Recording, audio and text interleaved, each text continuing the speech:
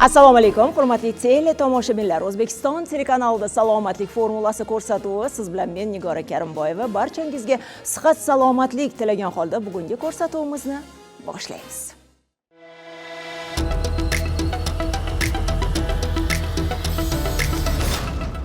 Sog'lom ayol, sog'lom jamiyat, sog'lom kelajak demakdir. Hatto oiladagi muhit, kayfiyat ham ayolni salomatligiga bog'liq desak mubolag'a bo'lmaydi. Shuning uchun mamlakatimizda ayollar salomatligiga ustuvor vazifa sifatida qaralmoqda. Anglagandirsiz, bugun biz ayollar xastaliklari va ularni oldini olish yo'llari haqida gaplashamiz. Buning uchun studiyamizga poytaxtimizdagi NSS Medical Center klinikasi mutaxassislarini taklif qilganmiz. Assalomu alaykum, xush kelibsiz. Nilufarxon, marhamat, sizni monitor oldiga taklif qilaman.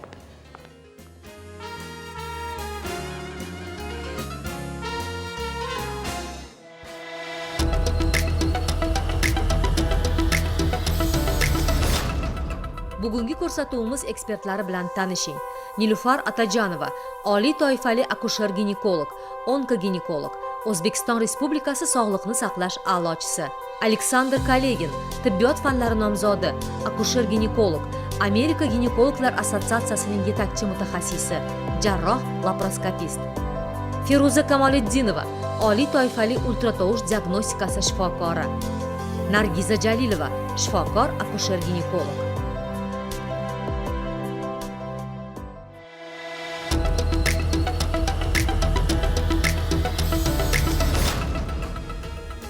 Hurmatli teletomoshabinlar, salomatlik formulasi ko'rsatuvi jonli efirda va bugungi mutaxassislarimizga savollaringiz bo'lsa, bevosita telefon qilib, qo'ng'iroq qilib o'z savollaringiz bilan murojaat qilishingiz mumkin. Agarda tusha olmasangiz, bizni Telegram chatimiz ham ishlab turibdi. Savollarni yo'llang, mutaxassislar sizning savollaringizga javob berishga tayyor.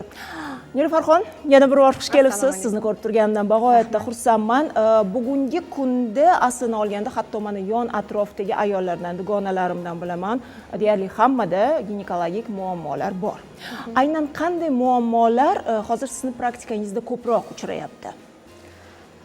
Aynan ayollarda uchraydigan kasalliklardan hozirgi kunda bachadon miomasi, bachadon adenomiozi, ya'ni endometriozi, endometri poliplari, plasentarniy poliplar, bachadon tushishi, sidik tutolmaslik yoki tuxumdondagi kistoma kabi kasalliklar juda ko'plab uchraydi.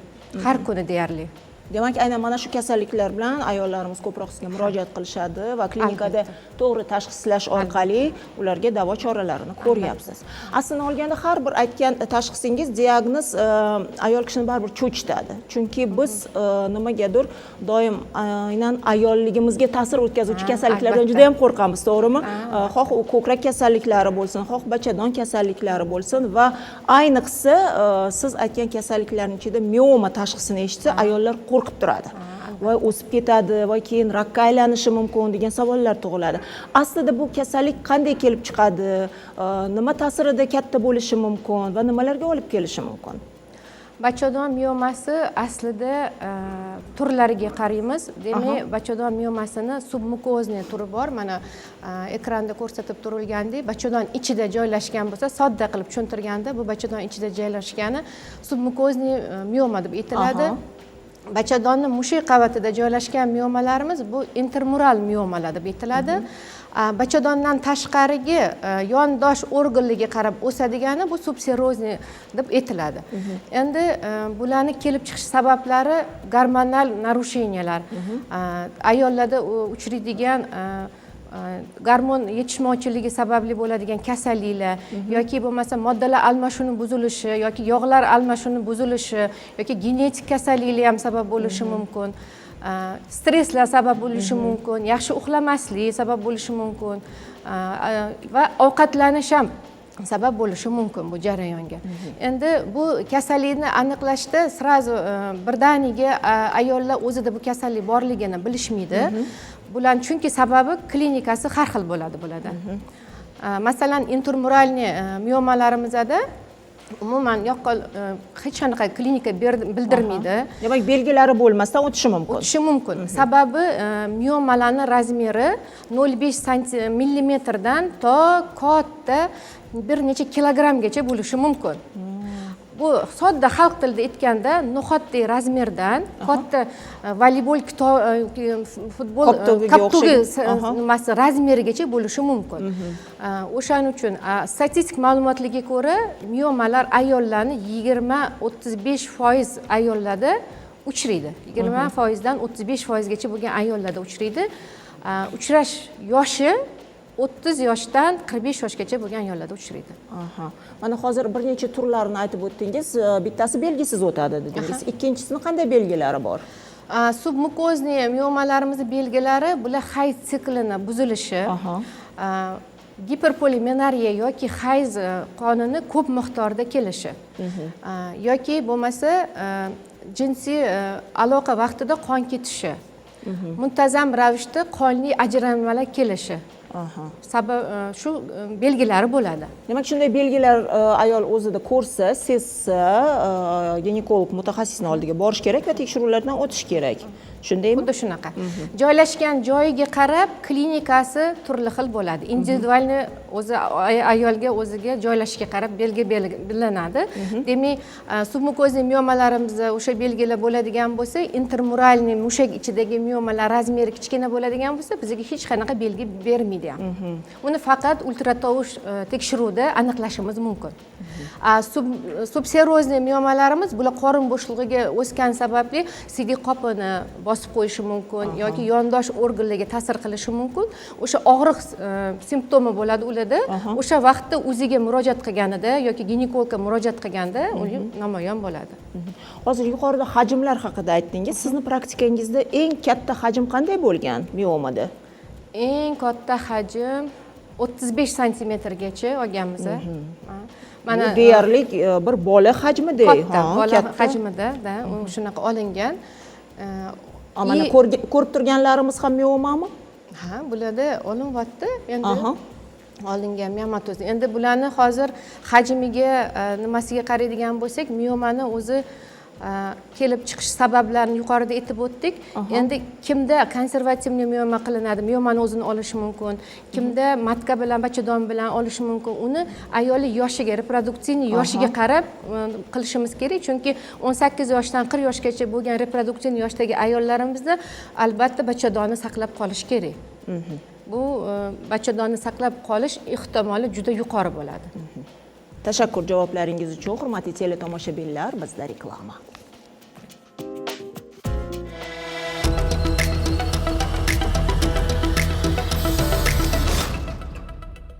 Aholiga umumiy onkologiya, operativ ginekologiya, umumiy jarrohlik, mammologiya, plastik jarrohlik, urologiya, endokrinologiya, terapiya, kardiologiya, nevrologiya, dermatologiya, kosmetologiya, bundan tashqari laparoskopik, laparotomik, gisteroskopik va endoskopik operatsiyalarning barcha turlari bo'yicha keng ko'lamli malakali tibbiy xizmat ko'rsatadigan ishonchli, samarali, o'z vaqtida va yuqori professional tibbiy yordam kafolati NSS Medical Center tezkor, aniq tashxis va sifatli davolanish sog'lom va baxtli hayotning kalitidir.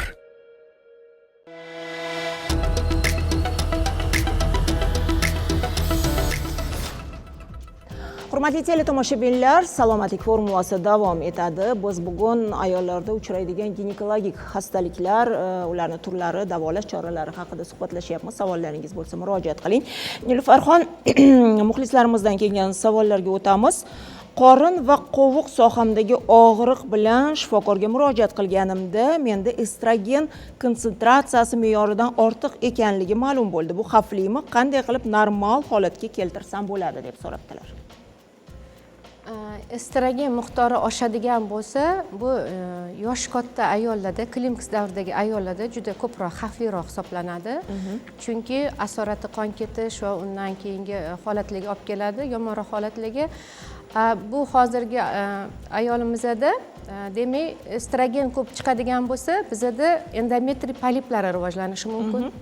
Estrogen ko'p bo'ladigan bo'lsa, miyomatozni uzillar chiqishi mumkin.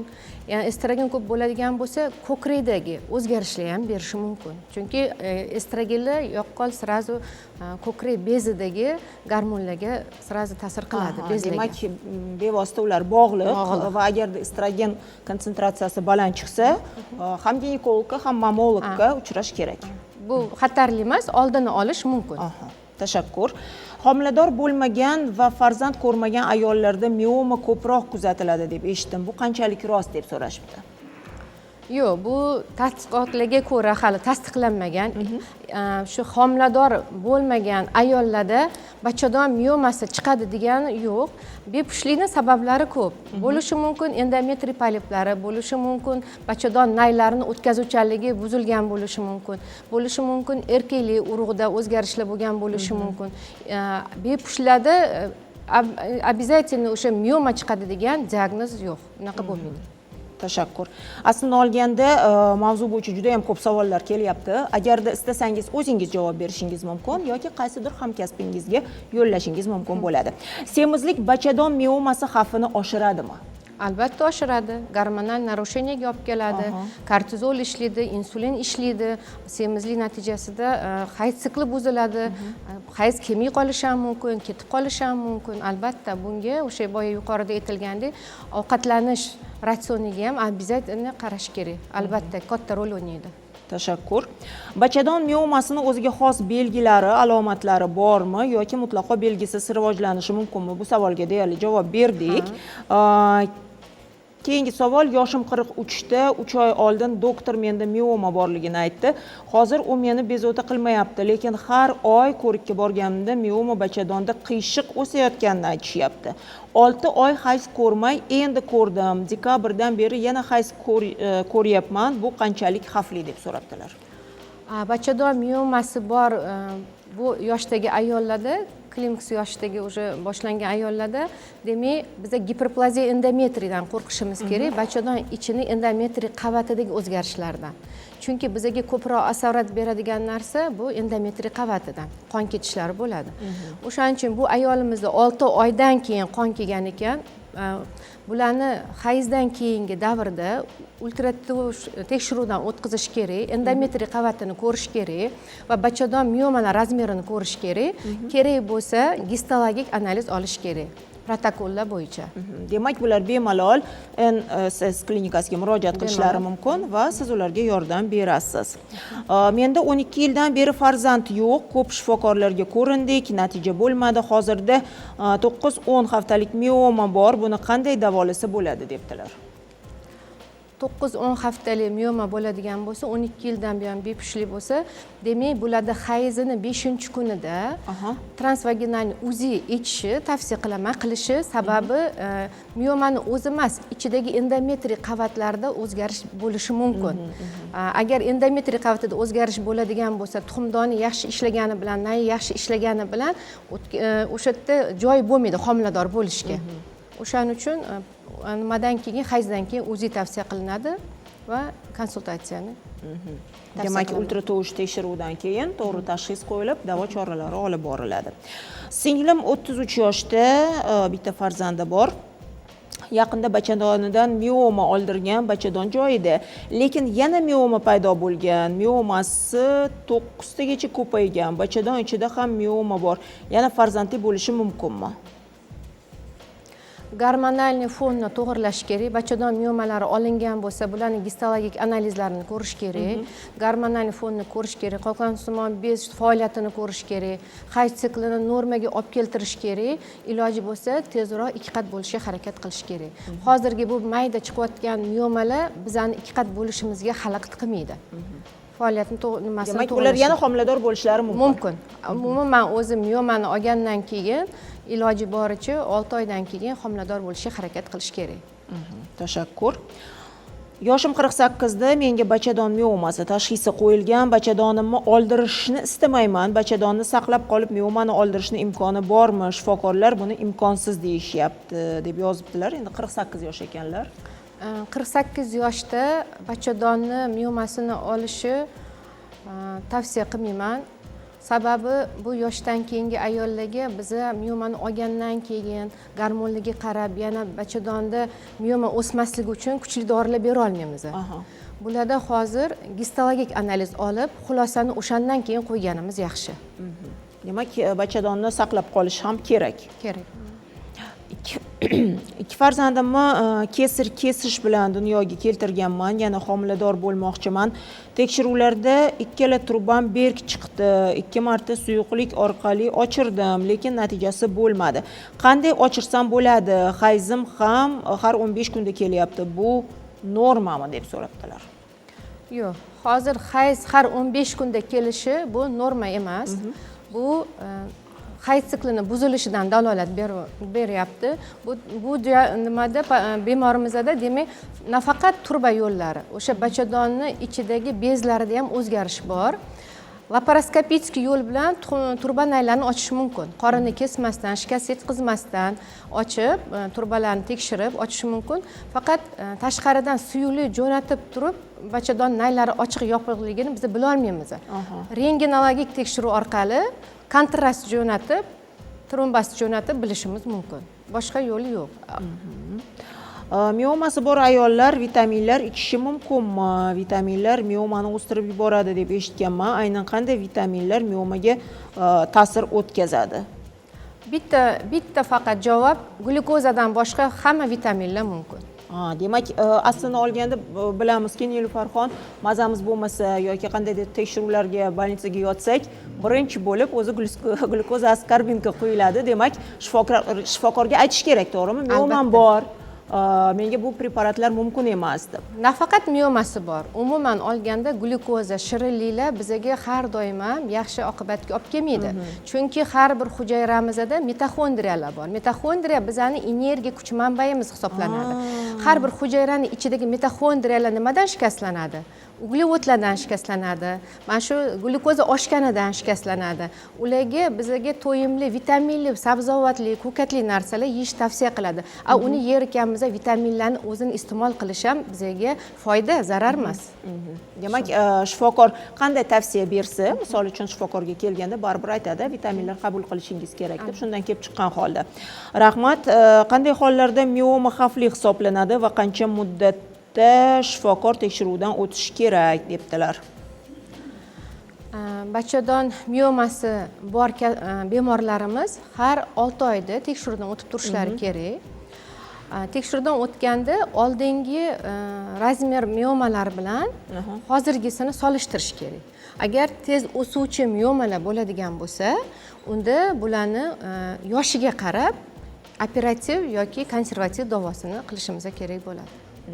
Demak, biz ultratovush tekshiruvdan o'tganimizda oldingi o'sha javob qog'ozlarini saqlab qo'yishimiz kerak, chunki e'tibor beraman, juda ham ko'p insonlar tashlab yurar ekan. Yo'q, buni saqlab qo'yish kerak, chunki unga qarab keyingi rezultatga belgilashimiz mumkin. Keyingi natijalar qanaqa bo'ladi, farqlashimiz uchun. Hozir suratda nima ko'ryapmiz? Bu tekshiruv, adashmasam. Bu ultrazvuk tekshiruv. Bunda bizning o'zimiz specialistimiz bor. Feruza Kamolidinovna hozir bu UZI apparati bo'yicha o'zlarini fikrlarini aytadilar. Demak, tushuntirib o'tadilar. Tashakkur. Ularga yuzlanamiz. Yana bir bor xush kelibsiz. Assalomu alaykum deyman. Aslini olganda ginekologiyada tekshiruvlar juda ham muhim rol o'ynaydi. Endi har qanday kasallikda ham shunday, lekin ginekologiyada juda ham bunaqa tekshiruvlarsiz to'g'ri tashxis juda ham qo'yish juda qiyin. Aytingchi, masalan, mioma tashxisini qo'yish uchun siz qanday tekshiruv o'tkazasiz? Ultratovush o'tkazishning ham o'zini qonun qoidalari bor. Misol uchun o'sha hayz ko'rganda qaysidir kunida kelish kerak. Shu haqida gapirib o'tsangiz. Endi mana shu mioma tashxisini qo'yish uchun eng to'g'ri tashxis qo'yadigan metod bu ultratovush hisoblanadi o'zi.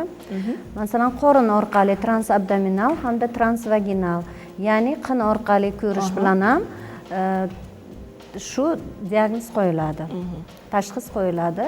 Endi miomalar haqida gapirib o'tdilar. O'sha miomalarni formalariga qaraymiz, qon aylanishiga qaraymiz, qayerda joylashganligiga faqat shu ultrazvuk orqali biz ma'lumot bera olamiz miomalarga.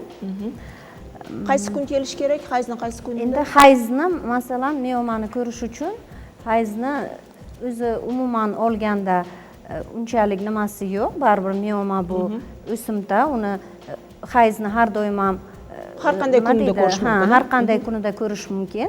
Masalan, hayzdan srazu keyin masalan hayz yaqinroq ham ko'rish mumkin. Aha. Shu orqali biz tashxis qo'yamiz miomalarga. Endi miomalar ko'proq korporativ 90% holatda ko'proq bachadon tanasida uchraydi. Lokalizatsiyalarni aytib o'tdilar. Kasallarni qon ketishi bo'lsa, masalan, submukozniylar, baribir ham bular xavfliroq hisoblanadi.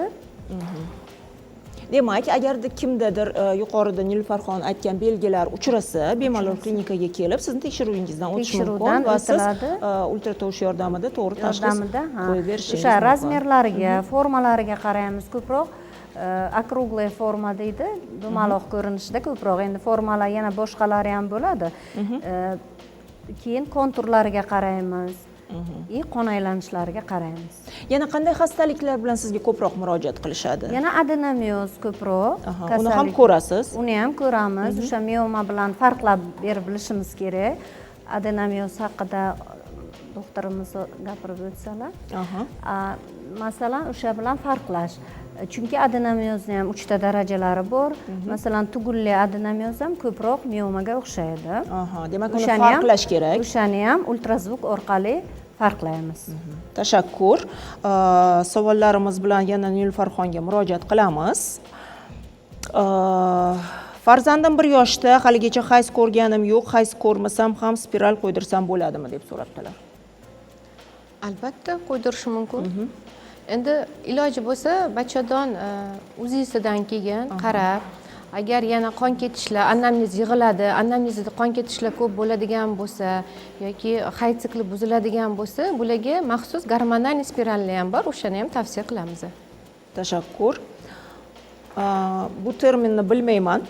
IJK qildirganman, yana farzandli bo'lmoqchiman. Buni iloji bormi? Kimga murojaat qilsam bo'ladi debdilar. IJK nimaligini ham tushuntirib o'tsangiz. IJK bu o'sha turba sodda qilib tushuntirganda bachadon naylarini tug'maslik maqsadida bog'lash IJK deb aytiladi. Bo'ldi, endi tushundim. IJK. Buni hozirgi oxirgi statistik ma'lumotlarga ko'ra, ham bizning klinikamizda ham bularni plastik operatsiyasi qilinadi. O'sha IJK qilingan joyi olib tashalib, ikkita sog'lom joyi bir-biriga ulanadi. Demak, yordam bersa bo'ladi. Bo'ladi. 50% ga nimasi bor, natijalar bor. Tashakkur. Eroziyani kuydirgandan keyin farzand ko'ra olamanmi deb so'rabdilar. Homiladorlik ko'rish, eroziyani kuydirganda farzand ko'rish mumkin. Hech qanaqa qarshi ko'rsatmasi yo'q. Faqat tug'ruq vaqtida bachadonni o'sha og'zi ochilishi qiyinroq bo'lishi mumkin. Sababi o'sha kuydirilgan to'qimalar chandiqlanishi hisobiga. Bu homilador bo'lishga mutlaqo qarshi ko'rsatma yo'q.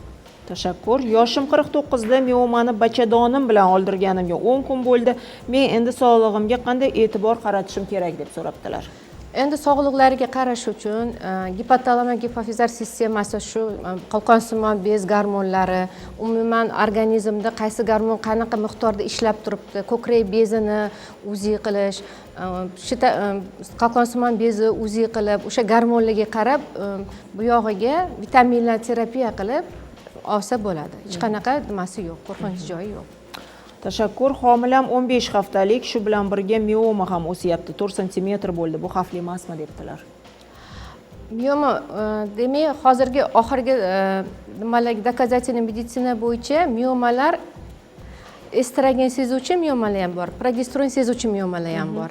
Demak, bularda har ikkalasi bor. Aslida oldingi tadqiqotlarga ko'ra faqat estrogendan mioma o'sadi deyilgan. Hozir bunaqa emas.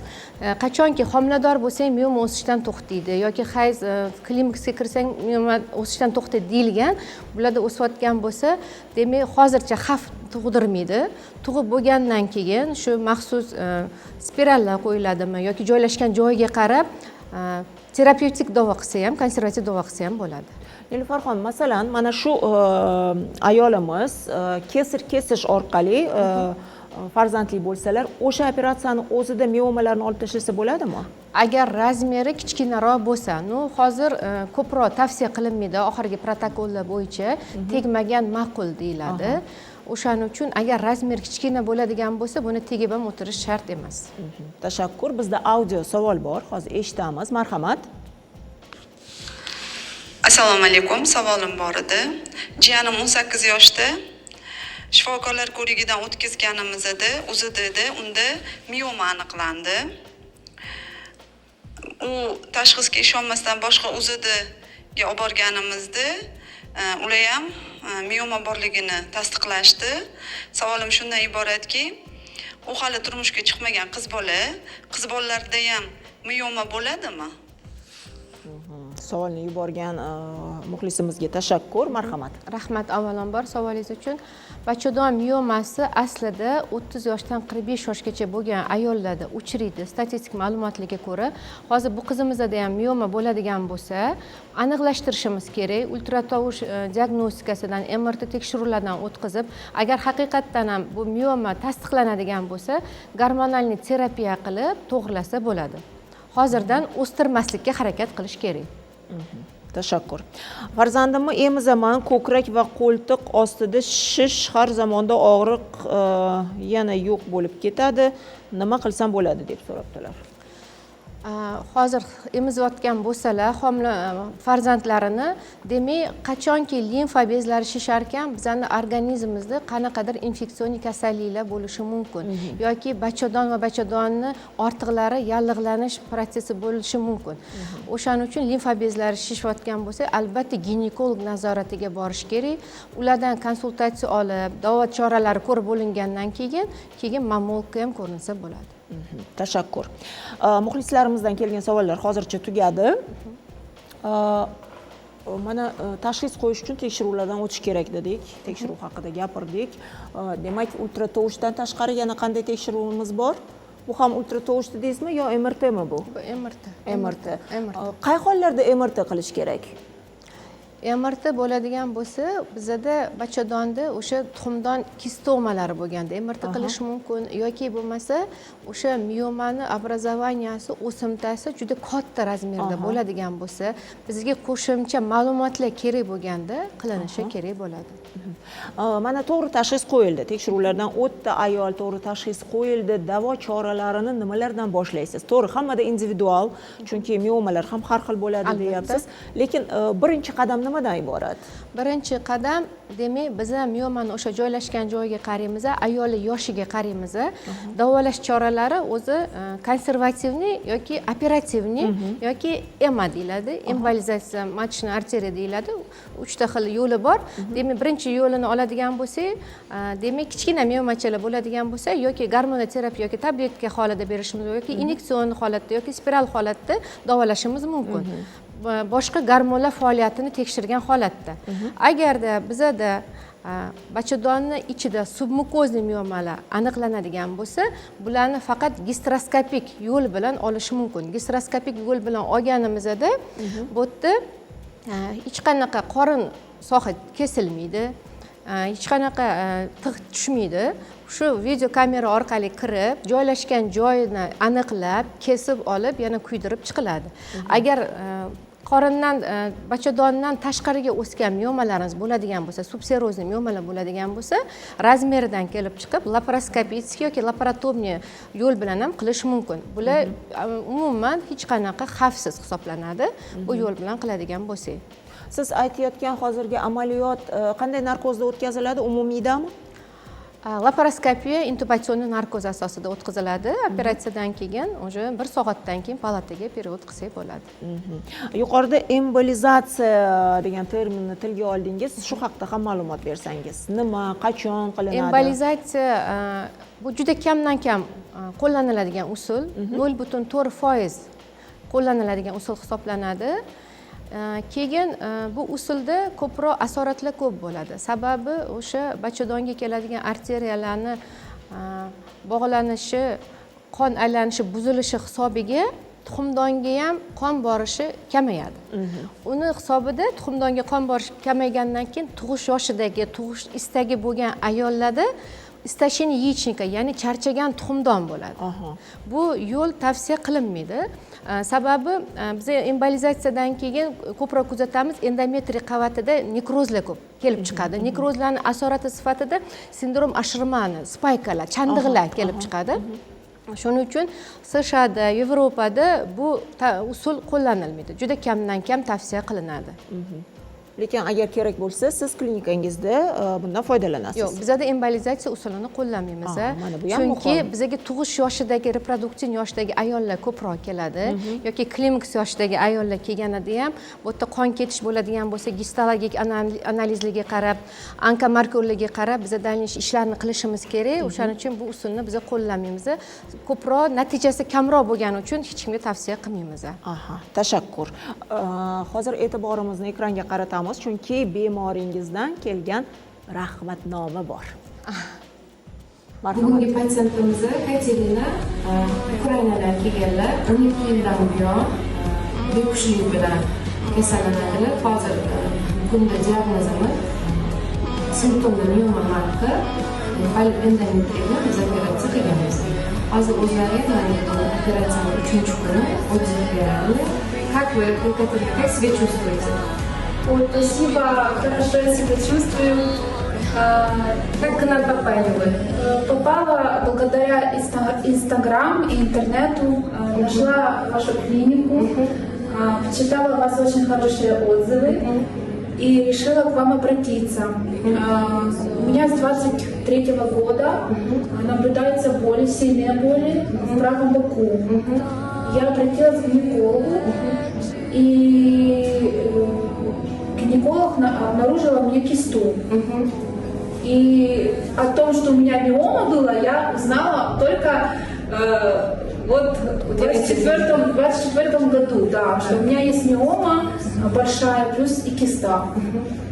И я ездила на несколько консультаций с врачами разными, но более мне как бы к сердцу зашла ваша клиника, и с вами после вашей с вами консультации я решила к вам обратиться и сделать операцию. Сейчас себя чувствую очень хорошо. Ну что сказать? Хочу сказать вам спасибо за ваш профессионализм. У вас очень слаженная команда девочек. Девочки работают как часы. Умнички. Ну, от всей души вообще хочу сказать спасибо. Все. Вам здоровья.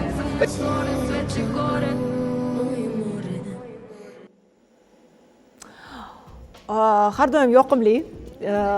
Hattoki bizning studiyamizga bemorlar kelganda ham aytaman, eng yaxshi reklama bu sizning klinikangizdan davo topgan insondan mana shunday отзыв, ya'ni rahmatnoma eshitish, chunki shunga qarab insonlar keyingi holatlarda, misol uchun qandaydir kasalliklarga duchor bo'lsalar, sizning klinikangizga va sizga murojaat qilishlari mumkin. Ko'rsatuvimizni boshida miomalarni farqlayotganimizda qaysidir holatlarda bachadonni olib tashlash kerak, qaysidir holatda biz bachadon uchun kurashamiz oxirigacha dedingiz. Shu holatlar haqida ham batafsil aytsangiz, qay holatda olib qolasiz, qay holatda iloji bo'lmaydi?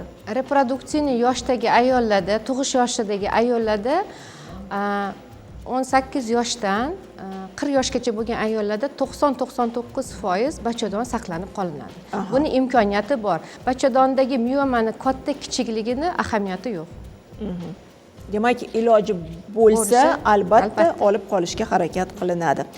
Operatsiyadan keyin bemorlar nimalarga e'tibor berishlari kerak? Mana yuqorida aytdingizki, narkozdan keyin 1 soatdan keyin palataga olinadi, sekin-astalik bilan inson o'ziga keladi. Necha kunda klinikadan chiqib ketadi? Polip endometriy bilan yoki plasentarniy polip bilan kelgan bemorlarimiz внутрiveniy narkozda bo'lishadi. Ularga intubatsion narkoz shart emas. O'sha kunning o'zida 2-3 soatdan keyin ham ketishi mumkin. Agar plasentarniy polip bo'lsa, bularda issiq chiqish, boshqa ehtimollari bo'lishi mumkin. Ularni bir kunga olib qolamiz, ertasi kuni ketaveradi. Laparoskopiya qiladigan bemorlarimizda 2 kun kuzatuvimizda turishadi. Operatsiyadan keyin 1 soatdan keyin o'sha palataga olamiz. Laparotomiya, kattaroq miomalarni oladigan bemorlarimizda 3 soat reanimatsiyada yotishadi, 3 soatdan keyin palataga o'tkazamiz. 2 kun kuzatuvimizda turishadi, keyin ruxsat bersak bo'ladi. Tashakkur. Bugun studiyamizda hamkasblaringiz ham bor. Albatta. Ularga ham yuzlanamiz. Agar ruxsat bersangiz, birinchi bo'lib tibbiyot fanlari nomzodi jarroh laparoskopist Aleksandr Kolegin bilan suhbatimizni davom ettiramiz. Здравствуйте еще раз. Рада вас видеть. К вам на русском или на узбекском обращаться? Ну, я понимаю по-узбекски, но если я буду отвечать на узбекский, я не думаю, что меня все Хорошо, поймут. тогда вопросы будут звучать на узбекском, а ответы я и Нилюфар постараемся перевести. Мы biz hozir miomalar haqida suhbatlashdik va miomalar qatorida, ya'ni ko'proq uchraydigan xastaliklar qatorida biz adenomioz haqida ham gapirdik. Keling, shu kasallik haqida gapirib bersangiz, nimadan boshlanadi, sabablari qanday? Аденомиоз – это гормонально зависимое заболевание, когда эндометриальная ткань, которая у большинства женщин отторгается один раз в месяц, которая в нормальном состоянии она должна быть внутри матки, отторгается каждый месяц, она развивается в других частях репродуктивной системы. В яичниках, в трубах, в брюшине, в мышечном слое матки. И когда она развивается в мышечном слое матки, эта болезнь называется аденомиоз. Еще по-другому внутренний аденомиоз. Если эта ткань эндометриальная развивается в яичниках, маточных трубах, то это называется наружный эндометриоз. И даже бывает экстрагенитальный эндометриоз. И когда эндометриоидные гетеротопии, мы их называем, эти очаги, они развиваются в кишечнике, в мочевых путях и даже в легких. Это самые сложные, тяжелые случаи. Они бывают очень редко. Аденомиоз характеризуется тем, что эти эндометрий продолжает функционировать. Он собирает кровь, и эта кровь остается в виде пузырьков или в виде рубцов. И это дает как клиническую картину. Эти женщины чувствуют боли. Они часто чувствуют дискомфорт во время операции, во время менструации. Часто у них присоединяются кишечные и мочевые симптомы. Кроме того, у них бывает нарушение менструального цикла. Часто матка не способна сокращаться нормально, и это приводит к тому, что удлиняется менструация, становится больше 7 дней, и кровянистые выделения могут быть до менструации и после менструации. А в чем разница между аденомиозом и эндометриозом? Разница... Как диагноз, я имею в виду. Это очень близкие заболевания по этиологии. То есть они переходят друг друга, да, получается? Они могут вместе быть. Ага. Очень много женщин с миомой, рядом вокруг этих узлов растет эндометриальная ткань. Ага. Бывает эндометриоз и без миомы. Эндометриоз – это болезнь, наверное, это самая модная болезнь в гинекологии последние десятилетия. Она и раньше была, но число женщин с эндометриозом значительно выросло в последнее время. А с чем это связано, как вы думаете?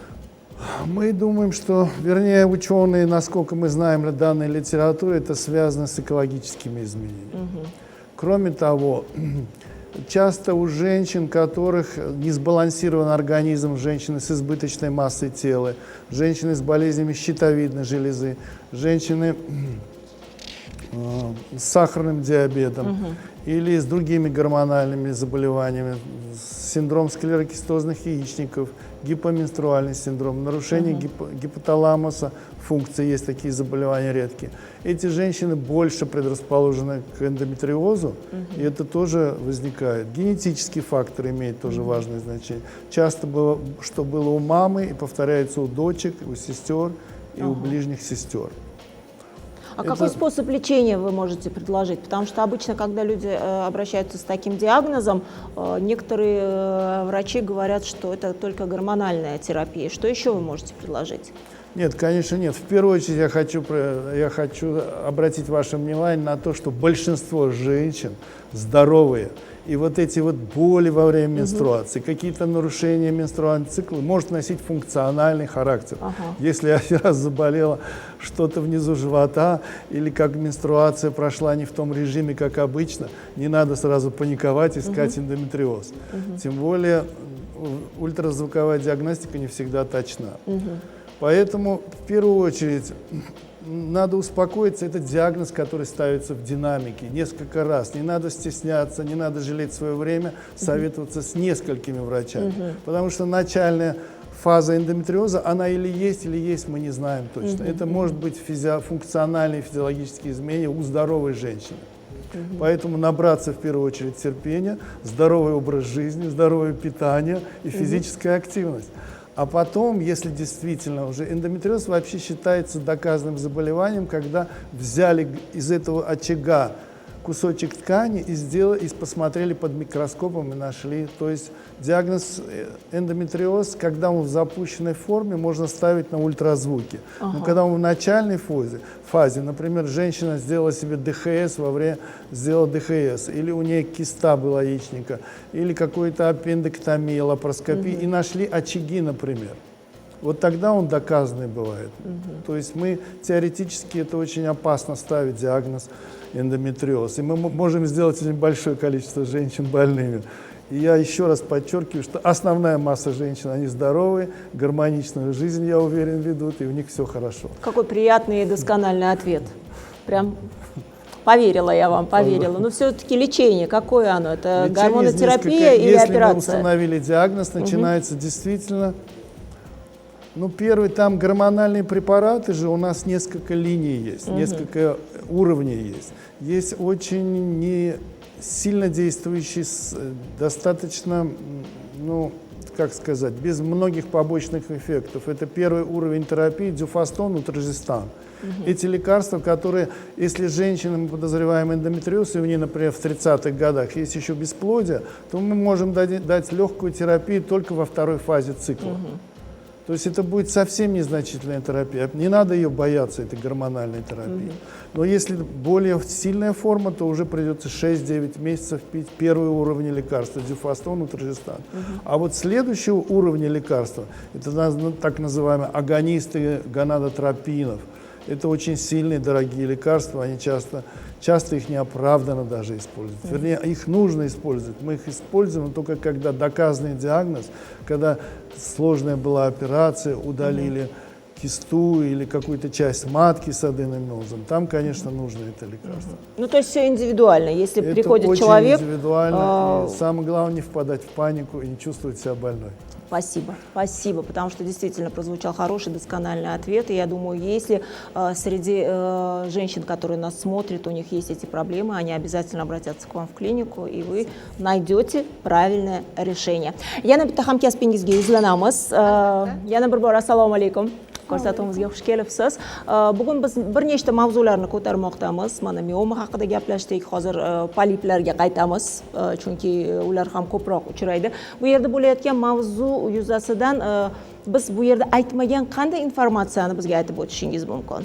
Я бы хотела подчеркнуть тему послеоперационного ухода пациентам, да, он требует индивидуального подхода. Да, это очень правильно, потому что обычно женщины об этом не задумываются, они приходят домой и обо всем забывают. Да. Мархамат. Послеоперационный период, он протекает в зависимости от объема операции, да, там 3 вида объема, есть лапароскопия, лапаротомия, где полностью раскрывает рану, и есть гистероскопия, которая более-менее такой, скажем, что имеет в себя особенность то, что они быстро отходят от наркоза и быстро может перевести их в палату.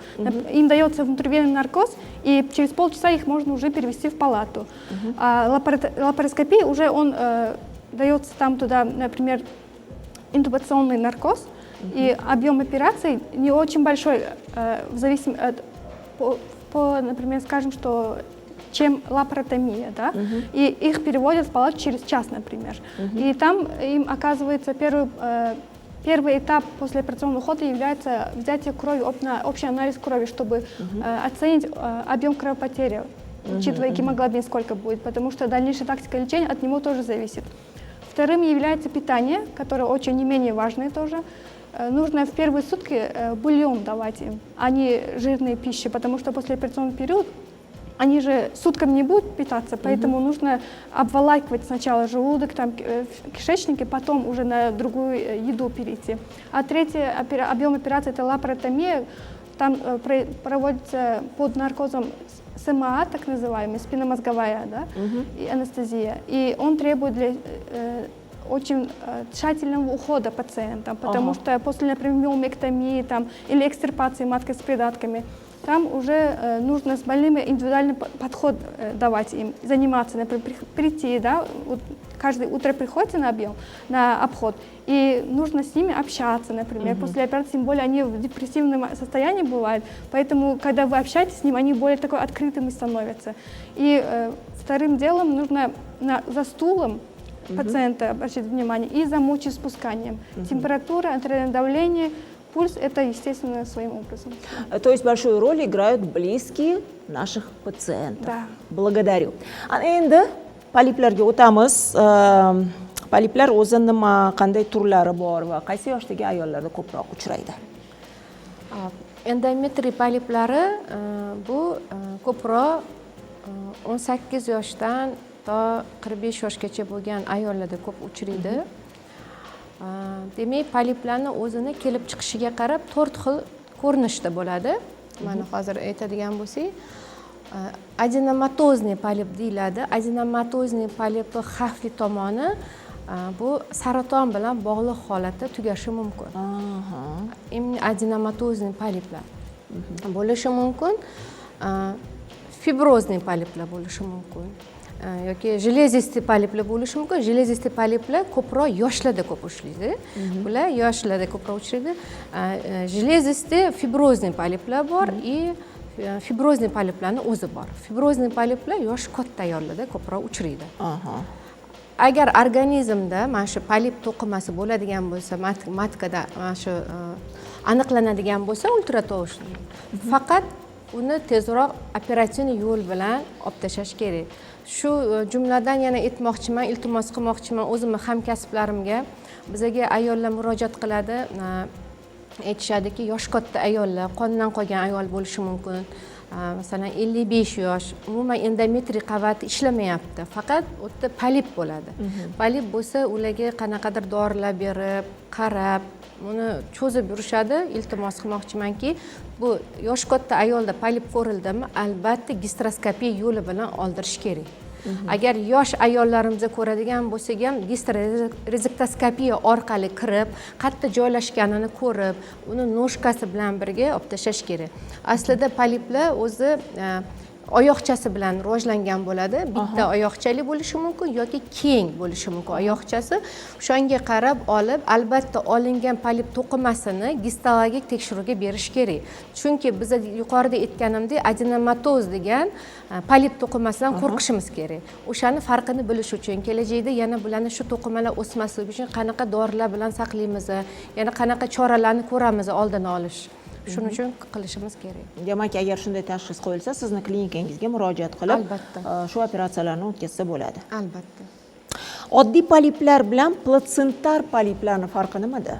Platsentarniy poliplar faqat homilador bo'lgandan keyin, homila tushgandan keyin yoki abortlardan keyin yoki tug'ruqdan keyingi detsidual qavatda o'sha varsinkalari qolgandan keyin rivojlanadigan jarayon, ya'ni qisqa qilib aytadigan bo'lsak, sodda qilib yo'ldoshchasidan, o'sha homiladan tushgandan keyin yo'ldoshchasi qaysidir qismi qolib ketgandan rivojlanadigan poliplar hisoblanadi.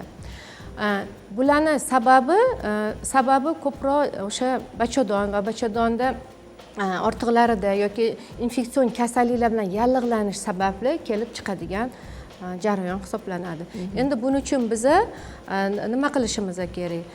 Hamma shamollashga qarshi lecheniyalar, chora davolarni ko'rib bo'lgandan keyin, albatta hayz siklidan keyin bachadon ichiga kirib, o'sha endometriy polipi bo'ladimi, platsentarniy polipni olishimiz kerak. Aksariyat holatlarda platsentarniy poliplarni belgilari, masalan, tug'ruqdan keyin bo'ladimi yoki homila tashlagandan keyin bo'ladimi, bularda giperpoliminariya, hayz qonini ko'p ketishi kuzatiladi. Demak, bu asosiy belgi. Asosiy belgi yoki hayz siklini buzilishi. Muntazam ravishda hayz yana qayta kelishi yoki jinsiy aloqa vaqtida qonli ajralmalar chiqishi. Bular hammasi shularning belgisi hisoblanadi. Asoratli tomoni nimadan qo'rqishimiz kerak? Oddiy poliplarda adenomatozniy polipdan qo'rqadigan bo'lsak, platsentarniy polipdan, sepsisdan qo'rqishimiz kerak. Chunki bu shu darajada vahimali bo'lishi mumkinki, yomonroq natija bilan tugashi mumkin. Shuning uchun bu narsani aniqladikmi, darhol operativ davo choralarni ko'rish kerak. Yana aytmoqchiman, mana bizlarga murojaat qiladigan aksariyat bemorlarimiz kelishadi. Rahmat o'zi ultratovush vrachimizga bizga aniq tashxis qo'yib beradi. Bu platsentarniy polipligi, qaysi oyoqchasidan anaqa quvvatli qon aylanishigacha bizga ko'rsatib chiqarib beradi. Biz bu ayollarga aytamiz, faqat gastroskopiya yo'li bilan olish kerak. Bu ayollar bizga savol berishadi. Nega meni bachadonimni 4 marta nima qilib qirinda olishdi, nimaga chiqmadi? Chiqmaydi, chunki bu mushak qavatiga o'sha birikkan bo'ladi. bu bo'lishi mumkin o'smay qolgan homilalarda ham bo'ladi. O'smay qolgan homilalarda tabletka berishadi, tushirishadi, yana bitta hayzdan keyin qarasangiz platsentani polip ko'rinadi o'tda. Buni shundoq qoldirish mumkin emas. Darhol operatsiya choralarini ko'rish kerak. Tashxislash borasida, demak, poliplarni ko'rishda ham qanaqadir vaqt rol o'ynaydimi yoki hayzni xohlagan vaqtida kelish mumkinmi? Albatta rol o'ynaydi. Masalan, platsentar polipdan boshqa aytgan adenomatozniy polip yoki железистокистозный polip, bularni albatta bilish uchun hayzni 6 yoki 7 kunlarda murojaat qilish kerak bo'ladi. Sababi masalan endometriyni nimasi bo'ladi? O'zini davri ранняя proliferatsiya degan, keyin proliferativniy faza, sekretsiya fazasi. Masalan, biza agar ikkinchi biz fazasida ko'radigan bo'lsak, shilimshiq qavati ishlab, o'sha lokalniy shilimshiqlar yig'iladigan bo'lsa, o'sha endometriy qavatida ular yolg'ondakan polip kartinasini berishi mumkin. Shuning uchun albatta biz hayzni 6-7 kunida ko'rishimiz shart bo'ladi. Men hozir rejissyorlarimizga savol bilan murojaat qilmoqchiman. Bizda otziv bormi poliplar bo'yicha? Demak, mana shu otzivga e'tiborimizni qaratamiz. Marhamat. Patsientimizda mana kecha gastroskopiya amaliyoti o'tkazganmiz. Bugun mana uylariga ketyaptilar. Katta огромный polip olganmiz. Mana o'zlari hozir bizlar haqimizda intervyu beradilar. Shifokorimizga avvalambor kattakon rahmat, klinikaga ham kattakon rahmat. O'zim klinikada ishlayman. Shu soha bo'yicha onkologimiz yo'lida shuning uchun shu yerga keldim. Doktorlarim tavsiya qilishdi bilan vrachimiz ham juda ham qo'llari yengil ekan. Hozir katta polip bilan kelganman. Shunaqa mazani yo'q bo'ldi. Hozir ahvolim ancha yaxshi. Rahmat kattakon hamma xodimlarga ham rahmat. Shunaqa yaxshi kutib olishdi. Chiroyli muomala, sizlarda ketayotgan sog'liq uchun dorilar ham berishdi. Mana rahmat, sog' bo'lishsin. Siz ham bo'lsangiz bo'lmaydi. Bu yoqqa kuzatuvimizda turasiz. Histologiya javobi chiqqandan keyin qaytadan polip chiqmasligi uchun sizga dorilar beramiz. Rahmat. Sog' bo'ling. Mana yana bitta rahmatnomani guvohiga aylandik. Aslini olganda mana shu operatsiyadan keyin baribir yana qanaqadir qaytalanish bo'lishi mumkinmi yoki yo'q? Mumkin. Sababi o'zi poliplarni o'zi chiqishi sababi endometriy qavatida, o'sha bazal qavatida yallig'lanish jarayonidan kelib chiqadigan o'simta hisoblanadi. Yaxshi sifatli o'simta hisoblanadi. Agar biz yana o'sha shamollashga qarshi lecheniyalarni qilmasak, yana tekshiruvlardan o'tib turmasak, onkoginekolog nazoratida turmasak, bu yana qaytalanishi mumkin. Lekin aslida agar gistologiya javobimiz toza chiqib, kuzatuvimizda turadigan bo'lsa bemorlarimiz, buni qo'rqinchli tomoni yo'q. Uni oldini olish mumkin. Tashakkur. Yana bir savol muxlisimizdan kelgan. Menda bel sohamda kuchli og'riq bo'lib, yurishim ham noqulaylashib qoldi va hojatga chiqishim ham qiyinlasha boshladi. Shifokorga murojaat qilsam, bachadonim tushib qolgani, natijada siydik yo'li bekilib qolganini aytdi. Bachadon ham joyidan tushishi mumkinmi debdilar. Albatta bu savolingizga bizning ustozimiz Aleksandr Viktorovичga yo'llanamiz. Ular javob bersalar. Разве такое бывает? То есть женщина говорит, что у нее боли. Ей сказали, что у нее матка ушла вниз куда-то. Да, Опущение. к сожалению, бывает. Это называется, да, опущение матки, стенок влагалища. Это связано с возрастными изменениями или с травматическими родами. Но сразу хочу вам обратить ваше внимание, что многие женщины, которые после родов, это совсем другая женщина, что до родов. И она может наслаждаться жизнью и тоже вести нормальную, прекрасную жизнь не хуже, а может быть лучше, чем женщины, которые не рожали. Многие женщины считают, сейчас это качество жизни, что они хотят быть снова как не рожавшие женщины. Ну вот это вот, мне кажется, нужно предостеречь от этого. Мне кажется, все-таки есть такие упражнения, которые называются упражнения Кегеля, другие упражнения для укрепления мышц тазового дна. Вот эти упражнения, и вообще опять здоровый образ жизни, который может поддержать женщину в прекрасном состоянии. Опущение бывает. Это женщины обычно, они начинают чувствовать какое-то инородное тело у себя во влагалище в виде какого-то шарика, пузырька. Это вот возрастные изменения или связаны с травматическими органами бывают.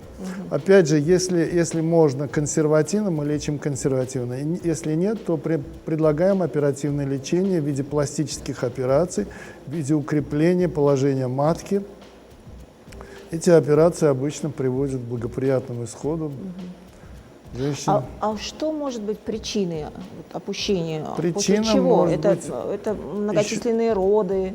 Да, это не то, что травматичные роды. Многие женщины говорят, вот мне не зашили разрыв во время родов, или, например, не обратили на меня должного внимания. На самом деле это не так. Я еще раз обращаю ваше внимание, что женщина после родов – это совсем другая женщина, которая была до родов.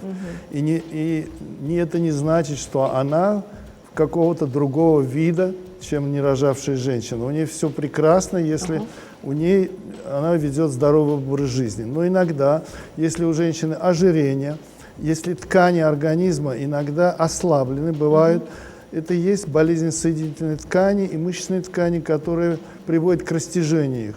В этих случаях получается выпадение влагалища и матки. Получаются мешочки, в них выпадают также внутренние органы, кишечник. Женщина часто испытывает затруднения с мочеиспусканием. Ну, тут так и написано, что тяжело ходить в туалет. Да. Но это надо советоваться с врачом, и при обоюдном согласии можно и предложить сделать операцию. Но это не всегда нужно бывает. То есть можно и без операции? Это возможно, потому что у многих слишком ипохондрический синдром, когда люди слишком думают, что они больны, на самом деле они не больны. Вы хороший психолог, благодарю. Hurmatli teletomoshabinlar, bizda reklama huquqi asosidagi sahifa.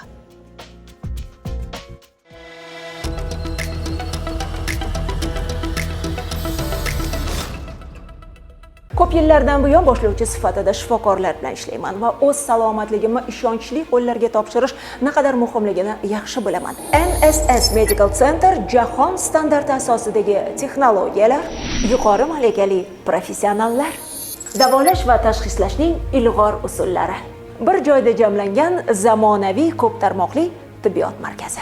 Klinikada ginekologiya, onkoginekologiya, umumiy onkologiya, umumiy xirurgiya, plastik jarrohlik, qon tomir jarrohligi, proktologiya, mammologiya, urologiya, terapiya, kardiologiya, endokrinologiya, dermatologiya, tibbiy kosmetologiya yo'nalishlari mavjud. Laboratoriya va instrumental tekshiruvlar aniq tashxis qo'yishga kafolat beradi. Barcha turdagi jarrohlik operatsiyalari endoskopik, laparoskopik, gisteroskopik, laparotomik usullar bilan yuqori professional darajada bajariladi.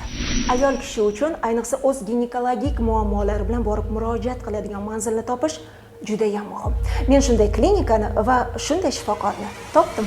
Agarda sizda bachadon miomasi, bachadon adenomiozi, endometriya poliplari, tuxumdon kista va kistomalari bo'lsa, hamda bepushtlik, bachadon naylarining yopilishi, bachadon bo'yni saraton oldi holat kasalliklari, displaziya, ektopiya, leykoplakiya, servikal kanal poliplari tashxisi qo'yilsa, qin va oraliqni to'riq vaqtida yirtilishi, bachadon tushishi, peshob tuta olmaslik, bachadondan noaniq etiologiyali qon ketishlar, klimaks davrida qon ketish kabi muammolar qiynayotgan bo'lsa, NSS Medical Centerga murojaat qiling.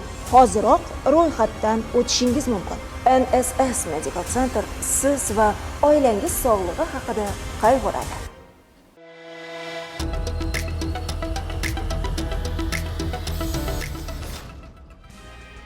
Hurmatli teletomoshabinlar, bugungi ko'rsatuvimiz ham o'z poyoniga yetib kelmoqda va ko'rsatuvni yakunlashdan avval ayollarimizga bo'lgan murojaatingizni tinglamoqchiman, chunki yuqorida aytilgan ba'zi bir xastaliklar onkologiyaga olib kelishi mumkin. Shuni oldini olish uchun nimalarga e'tibor qarataylik?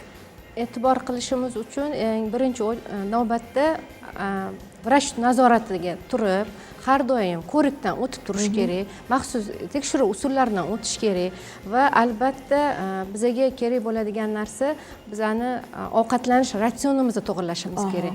Imkoniyat darajasida ko'proq mana tepada ham ko'rsatilgan ko'katlar, ko'proq sarımsoq, piyoz ko'proq yeyishimiz kerak bo'ladi.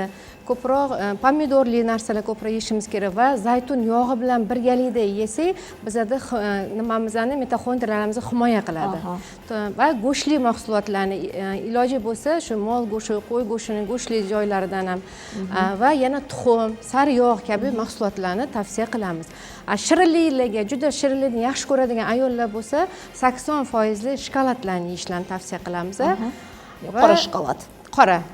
Shu temniy shokolad. Kofe ichishni yaxshi ko'radigan ayollar bo'lsa, bez sahra, o'sha shakarsiz kofe ichishni tavsiya qilamiz va mevalardan keladigan bo'lsak, shu обязательно albatta o'sha shakari kamroq mevalarni yeyishni tavsiya qilamiz. Umumiy qilib aytganda, sog'lom turmush tarziga e'tiborimizni qaratsak, to'g'ri ovqatlansak, o'zimizni sevsak, albatta va sog'lom bo'lamiz. o'z vaqtida shifokorlarga murojaat qilsak, ko'pgina kasalliklarni oldini olgan bo'lamiz. Hurmatli mutaxassislar, bugun ko'rsatuvimizga kelganingiz uchun, qimmatli vaqtingizni ayamasdan muxlislarimizni savollariga javob berganingiz uchun sizdan minnatdormiz. Kelajakda yana ko'rsatuvlarda ko'rishamiz degan umiddamiz. Azizlar, bugun biz sizlar bilan NSS Medical Center klinikasi mutaxassislari bilan ayollar salomatligidagi muammolar haqida suhbatlashdik. Biz bilan birga bo'lganingiz uchun tashakkur. Sog' bo'ling, salomat bo'ling, o'zingizni ehtiyot qiling.